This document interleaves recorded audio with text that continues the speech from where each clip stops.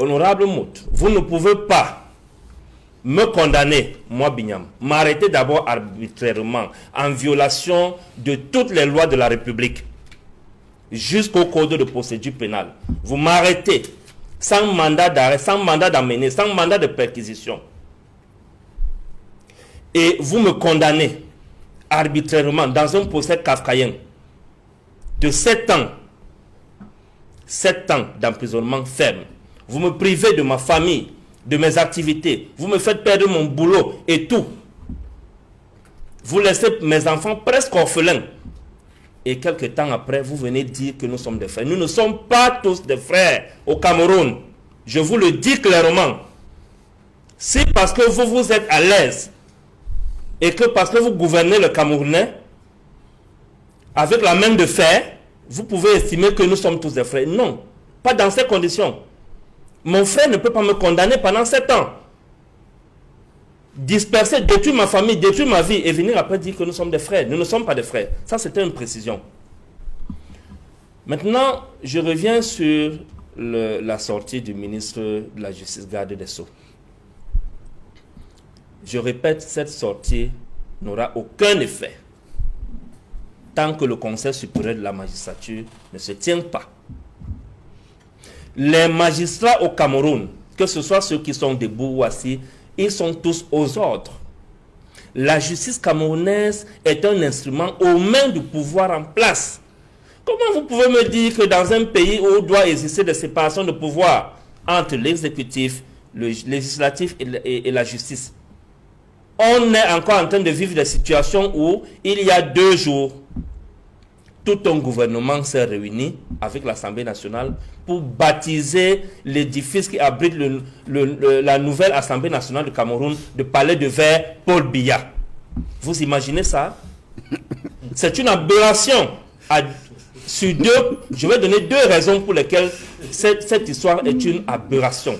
La première raison, c'est que c'est un don, ce bâtiment est un don de la Chine. Et le président Paul Biya ne peut pas vouloir tirer les ficelles du jeu, les lauriers, sur un don qu'un pays ami nous a fait. Celui qui anime la coopération. Pour vouloir devenir la vedette de ce don-là. C'est un don. Ça, c'est la première raison. La deuxième raison, dans aucun pays sérieux dans le monde entier et qui aspire à la démocratie, on a baptisé l'Assemblée nationale au nom d'un chef de l'État. En France, on parle du palais Bourbon. Aux États-Unis, on parle du Capitole. En Israël, on parle de la Knesset. En Russie, on parle de la Douma. Et non de palais Vladimir Poutine.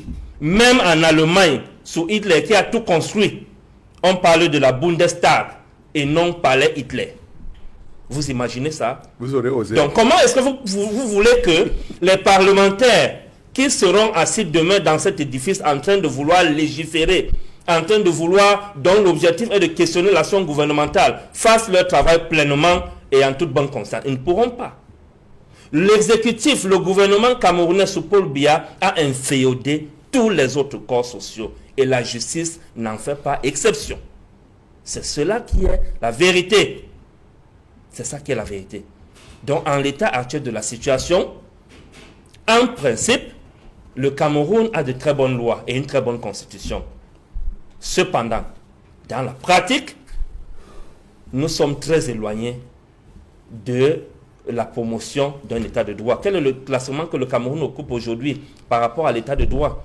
Le dernier classement de 2024, non, c'est celui de 2023 qui est encore disponible, était sorti par l'organisation World Programme Justice. Le Cameroun occupait quel rang?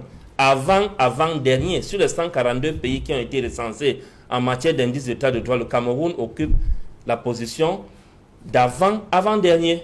C'est ça qui est la vérité. Donc nous sommes très mal notés en matière de justice dans le monde entier par les organisations internationales. Tout à l'heure, Edmond Kamga parlait de Transparency International.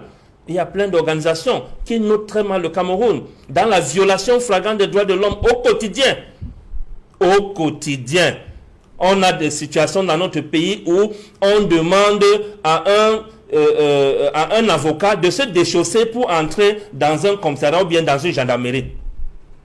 sans compter les arrestations arbitraires qu'ils subissent au quotidien. L'affaire Maître Tamfou, c'est à quel niveau aujourd'hui? Parlons-en. L'affaire Tamfou qui a été molestée par des gendarmes au vu et au su de tous à Mondovision. Cette affaire est aujourd'hui. On a mené cette affaire au tribunal militaire. Elle a abouti à quoi? À rien. Donc arrêtons le cirque. La justice camerounaise sous le régime Paul Biya est aux ordres du pouvoir en place.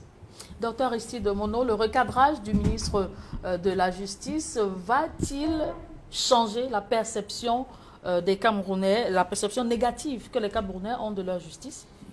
Peut-être les naïfs, ou alors ceux qui sont endiablés par la mauvaise foi. Comme je l'ai précisé tout à l'heure, les situations antérieures, des circulaires de ce type qui ont souvent été mises en circulation n'ont jamais produit en termes de résultats positifs. Je crois qu'aujourd'hui, pour nous autres qui sommes des sceptiques fondamentaux, nous pensons tout simplement que nous devons passer à autre chose et faire comme si le ministre de la Justice n'a rien dit. Si on veut protéger nos organes. Avec votre permission, l'honorable Samuel Mouta dit quelque chose là qui, ma foi, n'est pas du tout exact. Il a parlé de la soumission à la loi qu'on s'est prescrite. Je crois que le problème ne se situe pas au niveau de la soumission, mais la production de cette loi. Est-ce que les lois actuelles découlent de la volonté générale? Oui. Qui produit la volonté générale de la loi? Ce sont les députés. Oui. Est-ce que les députés sont légitimes? Ah. C'est ça le problème. Ah. Parce que si... C'est une nouveauté, ça. Non, voilà. Parce que si on... J'ai été élu. Alors, si on a des individus qui sont passés par des voies obscures pour acheter des investitures, C'est clair. si on a des individus qui ont fait usage de la violence physique, légitime et illégitime, pour mettre en difficulté leurs adversaires dans leur bastion, je crois qu'à ce moment, ils ne sont plus légitimes. Si on se retrouve dans une situation où les taux d'abstention dans une région sont de 5%, sont de 15%, des élus de cette région ne sont pas légitimes. Donc, pour vous faire savoir que nous sommes tout à fait d'accord qu'une fois que la loi a été érigée par la volonté générale, elle devrait être respectée. Mais il faut interroger les laboratoires qui produisent ce qui doivent incarner la volonté générale. Et en plus de cela, il ne suffit pas de se soumettre à la loi comme un âne ou comme un chameau. On se soumet à une loi de manière rationnelle. Ça veut dire tout simplement que vous n'allez pas amener tout le monde à se soumettre à l'arbitraire au nom du sacro-saint principe de la soumission, Elle n'est pas arbitraire, la loi. de la soumission à la loi. Je crois qu'aujourd'hui, si on C'est prend, pas parce qu'elle ne vous si on convient pas prend qu'elle par est exemple, arbitraire. si on prend, je vais vous prendre un cas simple, celui que moi j'ai suivi, c'est lui d'un activiste de Ngaoundéré, Joe Bayrou. Un beau matin, pas un beau matin, une soirée comme ça, Joe Bayrou sort de la mosquée, il est approché par un soi-disant ami qui est connu pour ses actes pas du tout catholiques dans la capitale régionale de la Damawa. Il est pris par 3 individus. Je vais taire le nom de ces 3 individus. On porte Djoubaïrou. La nuit, la famille de Djoubaïrou alertée fait le tour de tous les services de sécurité de Ngaoundéré. Personne n'a vu Djoubaïrou. Personne ne reconnaît avoir vu un monsieur qu'on appelle Djoubaïrou. Et après, des semaines après, du 24 de décembre au 16 janvier, où j'étais avec la famille de Djoubaïrou au CED, au service des renseignements généraux, Djoubaïrou est introuvable. Mais le 18 janvier, Djoubaïrou est déféré des services des renseignements généraux, donc de la DGRE, vers le CED. Et vous savez ce que le responsable de la DGRE avait dit à la famille ce jour? Un responsable de la DGRE, il avait dit, bon, il faut aussi explorer la piste des enlèvements dans la Damawa. Pourtant, Djoubaïrou était dans leurs locaux. C'est terrible ça. Et Djoubaïrou est resté comme ça. Il a fallu qu'on lance l'alerte jusqu'à monter un plan pour dire qu'au niveau de la communication, on va annoncer que Djoubaïrou aurait été exécuté. C'est à ce moment que le système, ceux qui étaient derrière son enlèvement, ont donc utilisé 2 médias, dont une radio qui a pignon sur rue ici à Douala, pour donc commencer à faire des corrélations entre les sorties de Djoubaïrou et les soi-disant tentatives de destruction des bureaux et les camps dans la région de la Damawa. Et vous voyez que malgré cela, Djoubaïrou est resté au CED. Je crois que c'est quand je suis rentré de la Damawa, de l'expédition de la Damawa, c'était là en février, le soir où je passe au tribunal militaire, la même soirée, Djoubaïrou est donc déféré finalement à Kondengui. Est-ce qu'à ce moment précis, on doit tout simplement dire Amen, saluer la justice camerounaise au nom de ce... Mais là, ce n'est pas la justice. Là. Ça, c'est pas la justice. C'est quoi finalement? Non. Il y a une procédure qui a été intentée par une action. Après maintenant, qui sera face à la justice. Commence à intervenir à quel moment? C'est une procédure. Ah non, je me demande. C'est une procédure. Je demande, la justice commence à intervenir à quel moment? À partir de l'arrestation. Non, mais honorable. Donc, juste pour vous faire savoir que... Parce que la personne qui l'arrête elle-même, elle-même peut avoir les foudres de la justice en disant que l'arrestation a été arbitraire. Jusqu'à ce jour-ci, personne n'arrive à dire sur quelle loi se sont focalisés ceux qui ont arrêté, ceux qui ont arrêté Djoubaïrou. Jamais. Et ce sont des individus privés qui ont arrêté Djoubaïrou.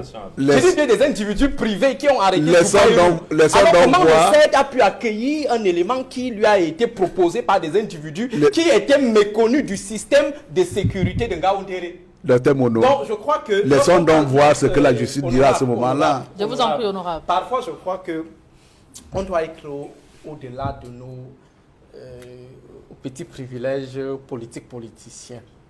On doit transcender parfois nos filiations partisanes et mettre l'humain en avant. Et je crois que c'est ce que nous prêchons. Nous disons que aujourd'hui c'est Djoubaïrou.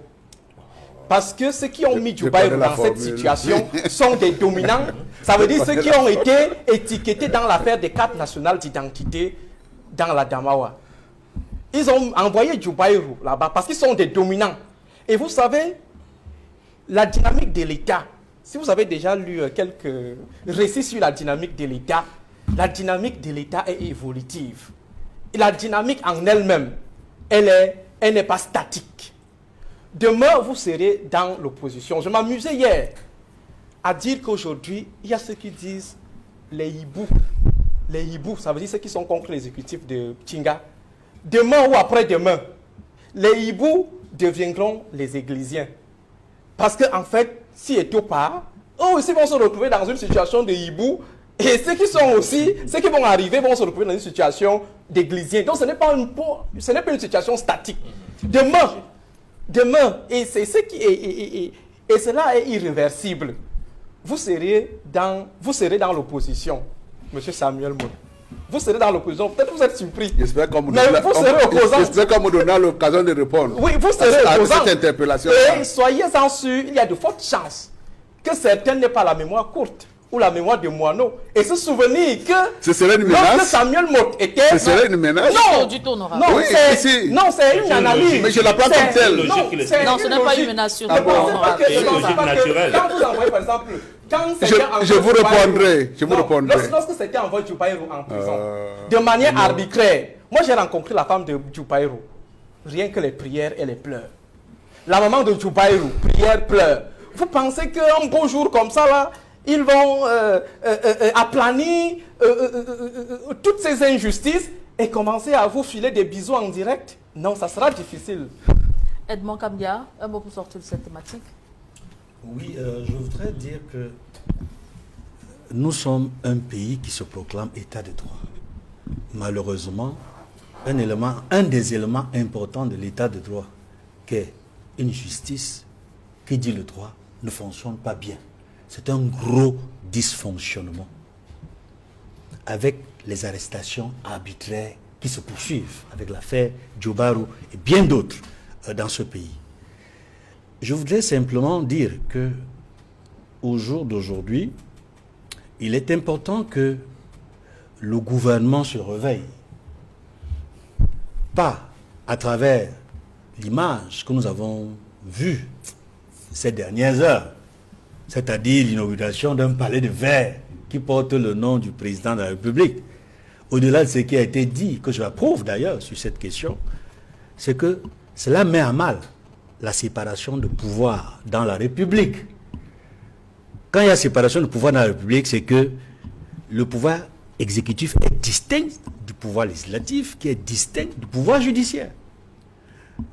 Ce qui a été fait renforce l'idée selon laquelle il n'y a pas séparation de pouvoir au Cameroun, on n'est plus dans la République, on approche la monarchie. Je m'arrête là par rapport à ce point précis. Je vais terminer tout simplement en disant que, en dehors du Conseil supérieur de la magistrature, qui ne s'est pas tenu depuis le 10 août 2020, il y a également le Conseil ministériel, qui ne s'est pas tenu depuis 6 ans, depuis le 16 janvier 2019. Et l'un des points importants, résolution de ce Conseil ministériel, je m'en souviens, où il y avait eu une communication spéciale du président de la République. Il y avait entre autres choses qui avaient été dites ou faites, ou envisagées parmi les résolutions. C'était, je cite, renforcer la solidarité et la coordination gouvernementale.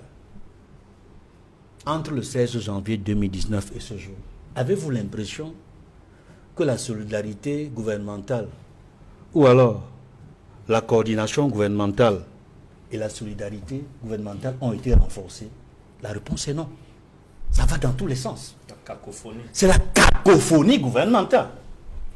À la limite, on ne sait plus si, au Cameroun, le chef de gouvernement, le premier ministre chef de gouvernement, est véritablement le premier ministre chef de gouvernement. Parce qu'il y a 2 pôles de pouvoir au Cameroun. La Constitution, initialement, indique qu'au niveau de l'exécutif, il y a le président de la République et le Premier ministre. Il nomme le Premier ministre et les autres ministres, après avis du Premier ministre. Ça, c'est sur la forme, théoriquement. Mais les 2 pôles de pouvoir, je ne parle pas du président de la République et du Premier ministre. J'ai dit qu'il y a 2 pôles de pouvoir réels au Cameroun. C'est que il y a d'un côté, théoriquement, le président de la République. Et il y a le premier ministre chef du gouvernement, mais il y a un autre pôle de pouvoir à l'intérieur de la présidence de la République, qui est réel. C'est le secrétariat général à la présidence de la République. Et il y a plusieurs dossiers aujourd'hui où ce secrétariat a joué un rôle, où le président a attribué un rôle majeur et important, parmi lesquels des dossiers. La task force sur le Covid-19, la task force pour organiser la CAN. Et lors de ces différentes task forces, nous nous sommes rendus compte, quand je dis nous les Camerounais, on s'est rendu compte que le premier chef du gouvernement n'a plus existé lorsqu'il a fallu gérer le dossier Covid, lorsqu'il a fallu gérer les CAN. Aujourd'hui, j'ai du mal à croire que nous avons encore un premier ministre chef du gouvernement. La dernière fois que je l'aperçois, lors d'un événement, c'était avec l'inauguration de ce palais, de ce dôme chinois, qui n'aurait jamais dû porter le nom du président de la République. Parce que, est-ce que vous savez que ce n'est pas seulement les Camerounais, les Africains qui suivent cette émission, c'est la communauté internationale, c'est les pays amis, c'est les diplomates, c'est le monde entier, nous sommes sur satellite. Quand ils voient, ils écoutent, voient les images et un tel baptême sur une institution parlementaire. On aurait pu encore, j'ai dit, on aurait pu admettre, accepter l'idée selon laquelle on baptisa cette institution. Mais alors, du nom peut-être, j'ai dit du nom peut-être, d'un des premiers ou l'un des présidents qui aura joué un rôle majeur au niveau de l'Assemblée générale dans l'histoire du parlementarisme camerounais. Et Dieu seul sait qu'il existe plusieurs présidents de l'Assemblée nationale depuis que cette institution existe. Pour qu'il n'y ait pas ce mélange entre le judiciaire, le parlementaire et l'exécutif. Je dis, on aurait encore pu comprendre. Mais là, c'est incompréhensible. C'est incroyable.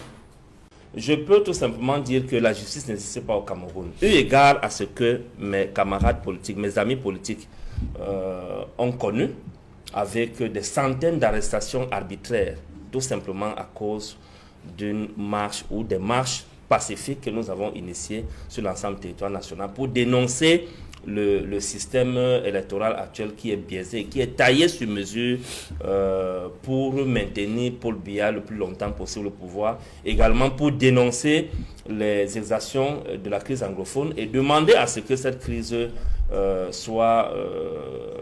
arrive à terme et que les belligérants obéissent aux ordres, aux appels de cessez-le-feu qui fusaient de partout. Donc c'est à cause de cela que mes amis politiques ont été incarcérés. Alors, quand vous parlez de la justice au Cameroun, on a le droit de se poser un certain nombre de questions. La justice camerounaise, est-ce qu'elle est vraiment indépendante comme institution?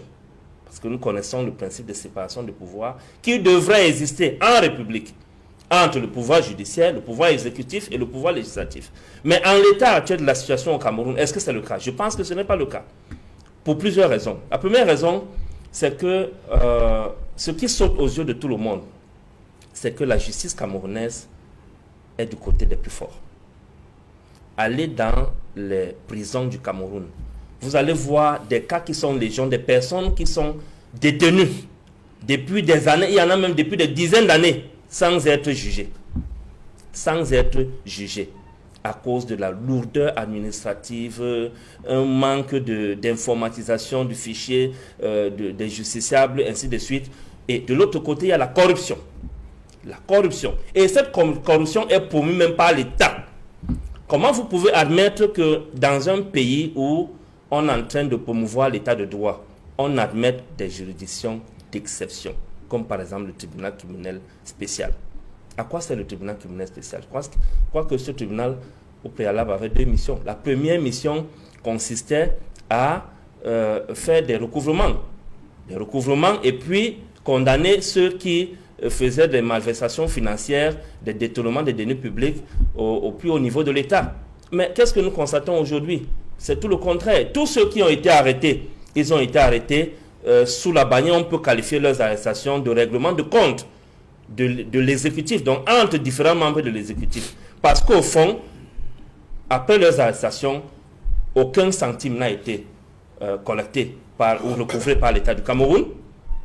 Deuxième chose qu'on constate, c'est que les procédures d'arrestation et tout cela sont bafouées. On dirait qu'on est en face à des procès kafkaïens. Je prends le cas du procès de Marafa, Amidou Yaya. Ce sont des procès kafkaïens autant pour moi. Je prends le cas également de l'ancien directeur général de la CIATV, qui n'a jamais connu, qui n'a jamais connu d'issue favorable. Ils sont détenus dans des conditions exécrables. Il y en a qui sont malades, il y en a qui sont sur le point de perdre la vue, ainsi de suite. Donc, c'est une justice qui est aux ordres, qui n'est pas au service du peuple camerounais.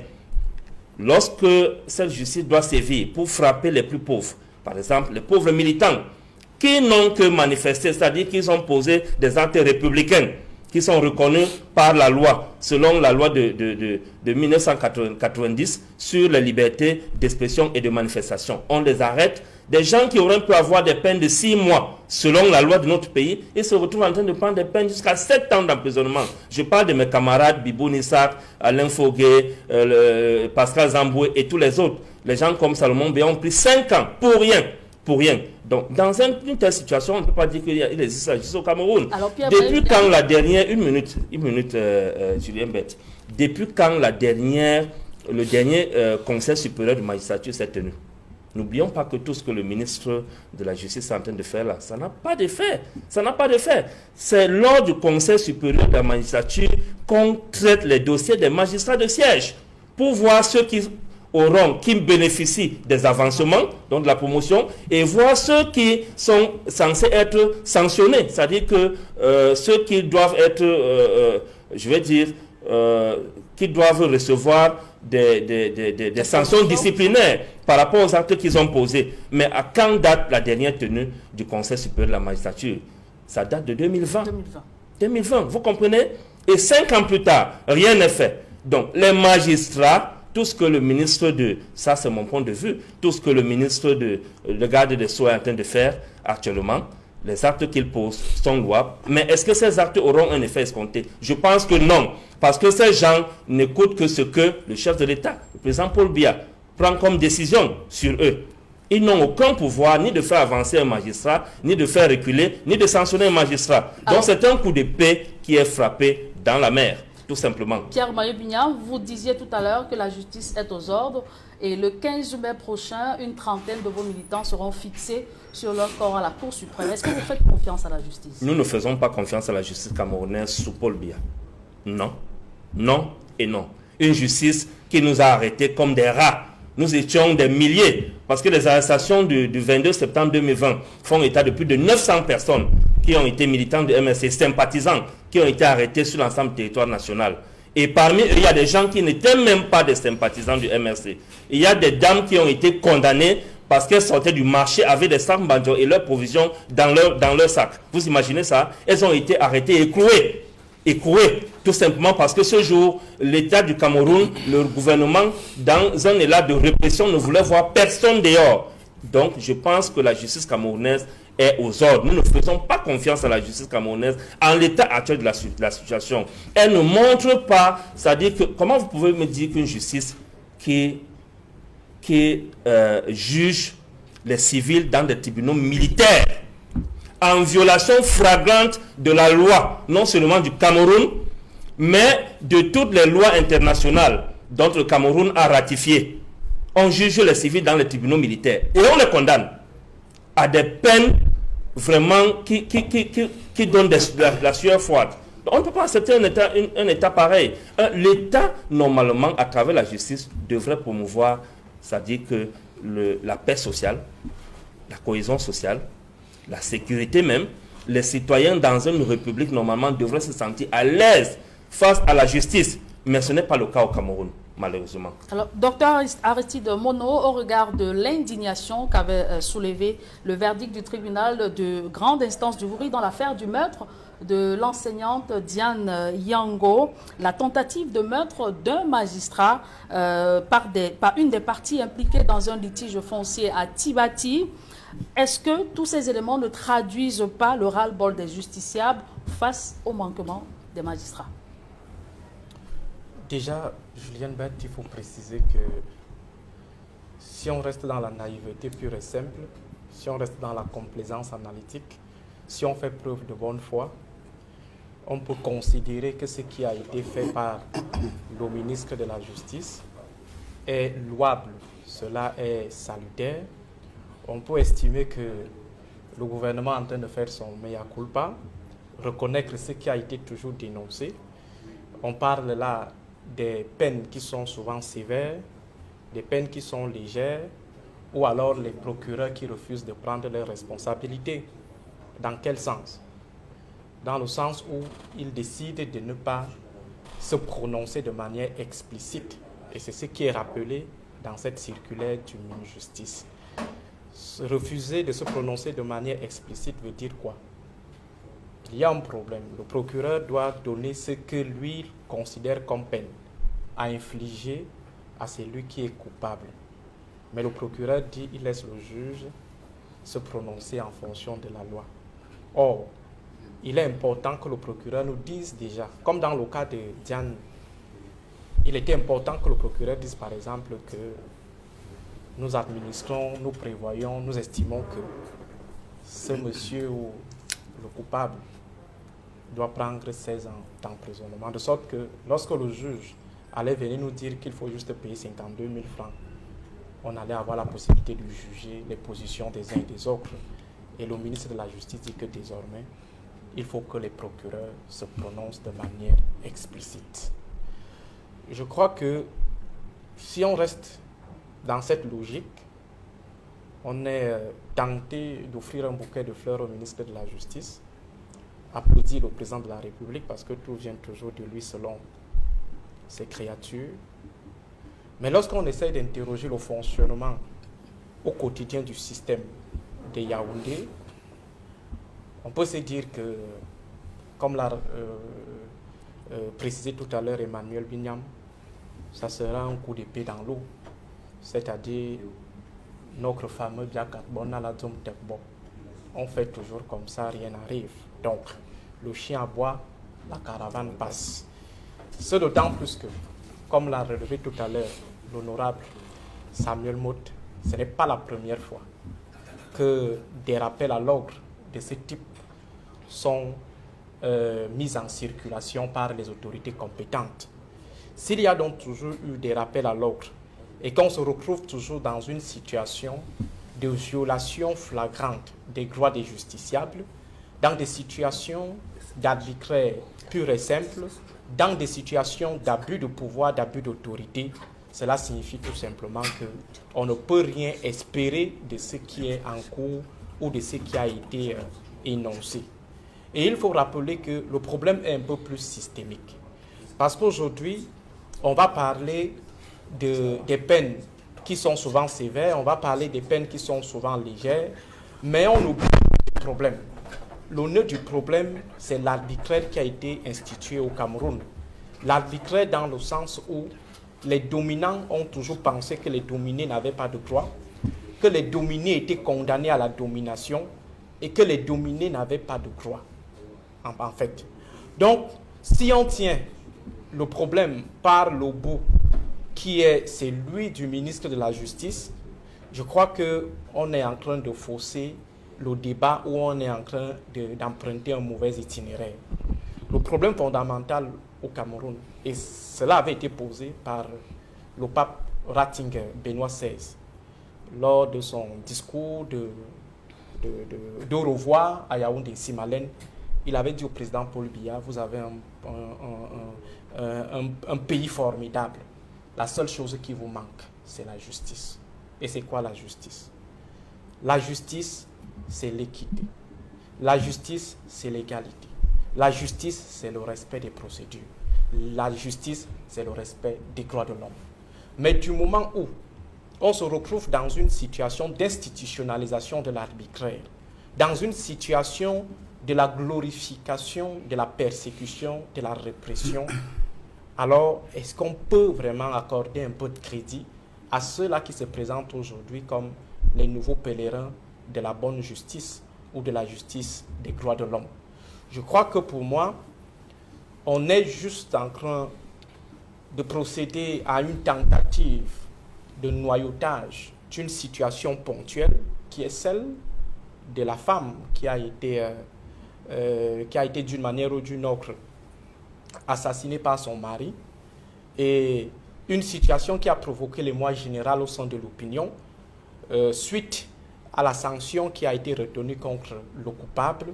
Alors, dans une perspective d'accalmie, dans une logique d'accalmie, on a voulu faire comme si on était avec le peuple camerounais, mais au fond, on sait bel et bien qu'il n'y a aucune dynamique qui est activée pour réduire au mieux ces différentes tares qui sont relevées de manière implicite par le ministre de la Justice. Le Cameroun est en train de connaître un moment très difficile. Et le système, le régime de Yaoundé fait de son mieux, essaye de manœuvrer pour calmer toute velléité de mobilisation populaire. Voilà pourquoi, voilà pour moi le bien fondé de cette sortie du ministre de la Justice.